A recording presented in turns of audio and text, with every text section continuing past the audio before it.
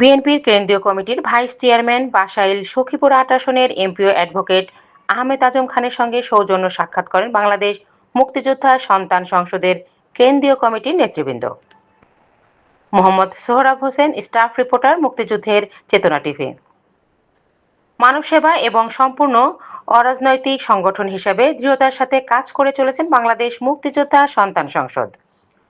সমগ্র বাংলাদেশের প্রত্যেক বিভাগে, জেলা, উপজেলা, থানা, এমনকি ইউনিয়ন পর্যায়ে কমিটির সদস্য এবং কেন্দ্রীয় কমিটির নেতৃবৃন্দের নিয়ে যাদের পথ চলা গরিব, অসহায় বীর মুক্তিযোদ্ধা পরিবারের পাশে থাকা সহ অসংখ্য সামাজিক কাজ করে যাদের নিত্য চলমান।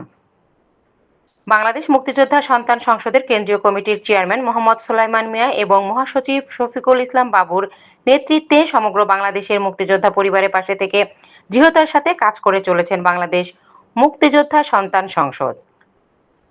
বৃহস্পতিবার সকালে কেন্দ্রীয় কমিটির নেতৃবৃন্দের সাথে নিয়ে সংগঠনের চেয়ারম্যান ও মহাসচিব শফিকুল ইসলাম বাবু যান বিএনপির কেন্দ্রীয় কমিটির ভাইস চেয়ারম্যান বাসাইল সখীপুর ৮ আসনের এমপিও অ্যাডভোকেট আহমেদ আজম খানকে সৌজন্য সাক্ষাৎ করতে।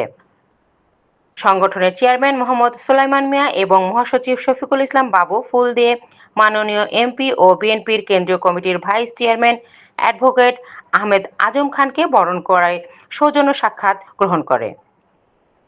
সংগঠনের চেয়ারম্যান ও মহাসচিব তাদের সংগঠনের কার্যক্রম সম্পর্কে মাননীয় এমপিও মহোদয়কে অবহিত করেন। সে সময় উপস্থিত ছিলেন সংগঠনের চেয়ারম্যান মোহাম্মদ সোলাইমান মিয়া এবং মহাসচিব শফিকুল ইসলাম বাবু। এছাড়া আরও উপস্থিত ছিলেন কেন্দ্রীয় কমিটির ভাইস চেয়ারম্যান জুয়েল মিয়া, মিরপুর থানার কমিটির সদস্য সহ আরও অনেকে।